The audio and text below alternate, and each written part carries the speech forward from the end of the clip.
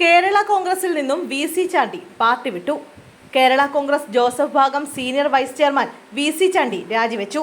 പാർട്ടിക്കുള്ളിൽ പലതരം പ്രശ്നങ്ങളുണ്ടെന്നും മോൻസ് ജോസഫിന്റെ അധികാരമാണ് പാർട്ടിക്കുള്ളിൽ നടക്കുന്നതെന്നും വി.സി. ചാണ്ടി ആരോപിച്ചു.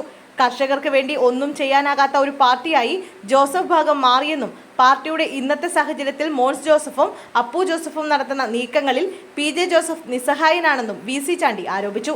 സംസ്ഥാന കമ്മിറ്റി അംഗം, പേരാമ്പ്ര നിയോജക മണ്ഡലം പ്രസിഡന്റ്, കോഴിക്കോട് ജില്ലാ secretary, office charge general secretary, 1991 മുതൽ 15 വർഷം കോഴിക്കോട് ജില്ലാ പ്രസിഡന്റ്, 97-ൽ 22-അംഗ സംസ്ഥാന വർക്കിംഗ് കമ്മിറ്റി മെമ്പർ, സംസ്ഥാന ജനറൽ സെക്രട്ടറി, പാർട്ടി ഉന്നതാധികാര സമിതി അംഗം, സംസ്ഥാന സീനിയർ വൈസ് ചെയർമാൻ എന്നീ നിലകളിൽ പ്രവർത്തിച്ചിട്ടുണ്ട്.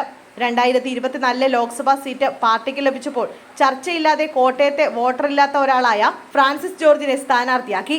പി.ജെ. ജോസഫിന്റെ വിശ്വസ്തനായി ഇടുക്കി എം.പി. ആയി പ്രവർത്തിച്ച വ്യക്തി യാതൊരു മനസാക്ഷി കുത്തുമില്ലാതെ പാർട്ടിയെ പിളർത്തി പുതിയ പാർട്ടി ഉണ്ടാക്കി. പി.ജെ. ജോസഫ് നിലകൊണ്ട മുന്നണിക്കെതിരെ ഇടുക്കി നിയമസഭയിലേക്ക് മത്സരിച്ച് പരാജയപ്പെട്ട നെറികെട്ട രാഷ്ട്രീയത്തിനുടമയാണ് കോട്ടയത്തെ UDFന്റെ പാർലമെന്റ് സ്ഥാനാർത്ഥിയെന്നും വി.സി. ചാണ്ടി വിമർശിച്ചു.